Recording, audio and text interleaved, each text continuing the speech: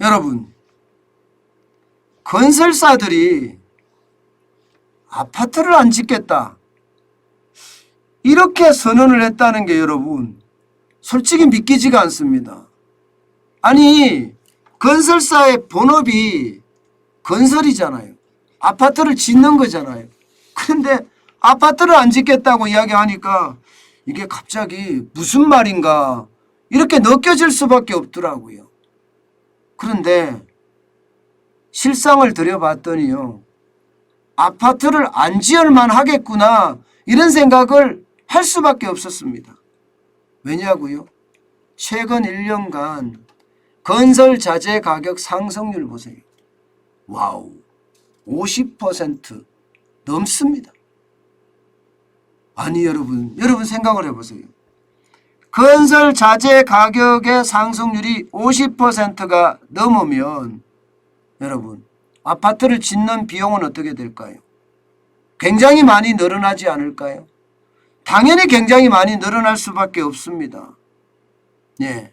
그런데 우리는 아파트 건축 표준 단가라고 해야 되나요?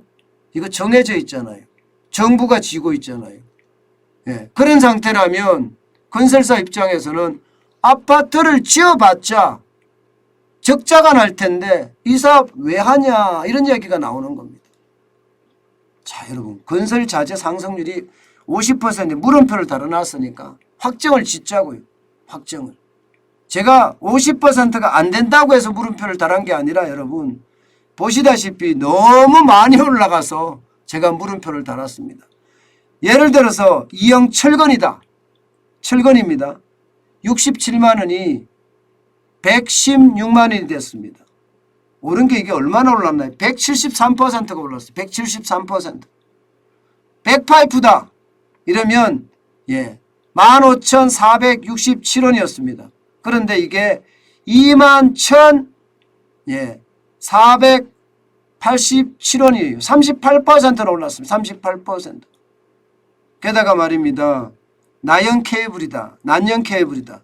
630원이 1262원. 103% 올랐죠. 퍼센트라면 203%인가요? 예, 강제 전선관 이것도 마찬가지입니다. 48%나 올랐습니다. 예. 11,290원에서 16,704원까지 올라갔으니까요. 참 어마어마하게 올라갔죠. 제가 봐도 장난이 아니다 이렇게 생각할 만큼 올라갔습니다. 예. 이렇게 올라가면 여러분 건설사들 입장에서는 지금 아파트를 지을 수 있을까요? 이게 서울에 있는 둔천동 아파트 공사비 갈등이 일어난 것 어쩌면 당연할지도 몰라요. 당연할지도. 이게 조합 측에서는 싸게 짓고 싶어 할 거고요. 또 계약이라는 게 있을 거고요. 이게 건설사 입장에서는 건설 자재비가 어마어마하게 폭등을 했는데 그 비용 갖고는 도저히 못 짓겠거든요. 지어봤자 이거 마이너스 날 거는 뻔한 일이니까 공사비 올려주라. 그렇지 않으면 못 짓겠다. 이렇게 나온 겁니다. 배짱을 튕길 수밖에 없었어요. 계약은 계약이다. 계약은 계약이다. 이렇게 말하려고 그러면요. 이게 가격이 적게 올라야 되잖아요. 지금처럼 이렇게 70%, 80% 오르면 이게 차라리 물어주는 게 더 싸 보이거든요. 물어주는 게. 그러니까 최악의 상황이 지금 벌어지고 있는 겁니다. 그런데 여러분 지금 둔천 주공아파트처럼 그렇게 재개발하는 곳 다른 곳은 더 심각합니다. 어느 정도로 심각하느냐? 경기도 성남시에 있는 신흥 1지구 재개발 사업 설명회 여기 있잖아요. 규모도 있고 할만한 데거든요. 그리고 좋은 지역이에요. 수도권에서는요. 그런데 건설사가 아무도 안 왔어요. 아무도 참여를 하지 않았습니다. 참여해봤자 적자니까. 부산에서도 똑같은 일이 일어났어요. 부산 해운대구에 있는 우동 3구역 재건축 조합. 여기도 마찬가지로 참여 건설사가 아무도 없었습니다. 우동 3구역은 2,918가구 짓는 거예요. 적은 게 아니잖아요. 건설사 입장에서는 2,918가구면 굉장히 좋은 지역이에요. 신흥 1지구, 성남시에 있는 것은 4,183가구예요. 이거야말로 어떻게 생각하면 굉장히 좋은 거죠. 그런데도 불구하고 안 가는 거예요. 왜냐하면요, 공사비가 신흥 1지구 같은 경우는요 3.3제곱미터당 495만 원 이하, 우동 3지구 재건축 조합 같은 경우는요 590만 수준으로 알려졌습니다. 이거 가지고는 택도 없다는 거예요. 택도 없다. 실제로 말입니다. 건설교통부가 기본형 건축비 인상을 했어요. 지금 2.64%를 인상을 했습니다. 2.64%를. 2.64%를 인상을 하면요, 아파트 제곱미터당 건축비 상한액이 178만 2천 원에서요 182만 3천 원으로 올라가거든요. 182만 3천 원. 이것을 3.3제곱미터로 바꾸면 어떻게 될까요? 이거 가지고는 못 만든다. 이거예요. 못 만든다. 집을 못 짓는다. 이런 결과가 생긴 거예요. 그러니까 너도 나도 건설사들이 아파트 안 짓겠다. 이렇게 나오는 겁니다. 근데 문제는 여러분, 이렇게 되면 시장의 충격, 저는 어마어마할 것으로 보여요. 이게 여러분도 알다시피 대도심은요 아파트를 지을 땅이 없어요. 재개발은 거의 없고요. 재건축이 많은데 재건축을 하는 게 이렇게 공사비 갈등으로 이런 문제가 생기잖아요. 그러면 공급이 그만큼 떨어집니다. 공급이 떨어지면 가격은 어떻게 됩니까? 올라가잖아요. 지금 모양새가 딱 그런 모양새예요.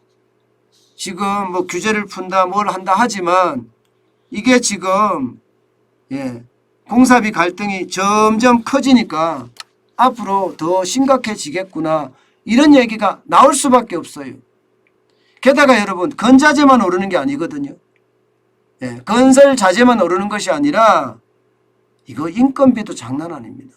인건비도 문재인 정부 5년 동안 거의 50% 올렸잖아요. 그러니 난리도 아닌데다가 여기도 노조가 장난 아닙니다. 노조가. 한국노총, 민주노총, 건설노동자들이 싸워서 말입니다. 건설사에다가 한국노총 몇 명, 민주노총 몇 명 넣어줄래? 이렇게 이야기합니다. 그러니 이게 말이 됩니까? 그 와중에 온갖 비리가 왔다 갔다 하고요. 만약에 민주노총을 더 많이 넣어주면 한국노총이 앞에 데모하고요. 공사 현장에서. 반대로 민주노총을 더 많이 넣어주면 한국노총이 그 건설 현장 앞에 데모합니다. 참 우리나라 데모의 나라 됐다니까요. 어디 그뿐입니까? 건설 장비 임대료는요. 이것도 셉니다. 이것도 다 올랐어요. 그러니 지금 이게 분양가 자체를 규제하는 거, 그리고 표준건축비를 너무 싸게 하는 거, 이것은 안 된다. 올려라. 적어도 말입니다, 여러분. 15%를 올려라 하고 있어요. 15%. 저는 이게 건설 자재, 그래서 기본형 건축비를 진짜 15% 가까이 올린다면 부동산 시장에 또 한 번 충격이 오지 않겠습니까? 저는 또 한 번 충격, 이게 15%를 올린다고 생각을 해보세요. 단 한 번도 여러분 지난 2013년부터 보면 15% 올린 적이 없어요. 지금 2022년 3월에는 3.42% 올렸습니다. 벌써 올렸는데도 이게 난리가 아닌 겁니다. 결국 우리가 좀 더 지켜봐야 되겠지만 자칫 잘못하면 건설 자재 폭등, 건설 인건비 폭등, 건설 장비 임대료 폭등, 이런 것이 한꺼번에 겹쳐서 집값까지도 이제는 건드리지 못할 수준으로 가는 것 아닌가, 이런 두려움 분명히 있습니다.